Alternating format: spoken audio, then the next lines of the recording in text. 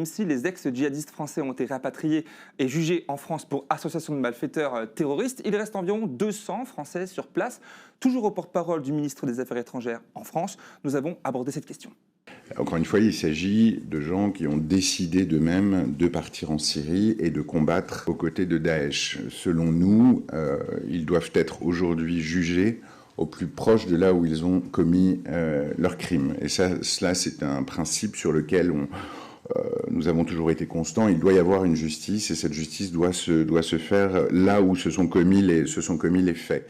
Et quelques jours plus tard, Djemil, tu as pu te rendre directement sur place dans un camp aux abords de la ville d'Ahlol. Exactement, comme vous le voyez sur ces images, j'ai pu filmer ce camp au sol et dans les airs, chose inédite avec un drone. Un camp très complexe car abritant des populations diverses, autant des réfugiés, notamment irakiens, fuyant Daesh, que des ex-djihadistes faisant encore allégeance à l'organisation terroriste. Ce camp, qui abrite 39 000 personnes, dont beaucoup d'enfants, est donc divisé en plusieurs sections, certaines ouvertes, d'autres fermées. J'ai pu poser mes questions à la co-responsable du camp, Jihan Khalil. Pour les personnes détenues françaises, qu'est-ce qui bloque aujourd'hui pour effectuer leur départ vers la France ? Il faut demander ça à l'État français, à son gouvernement. Vous disiez juste avant pour les étrangers, c'est au pays étranger en question de juger, de rapatrier et juger les ressortissants.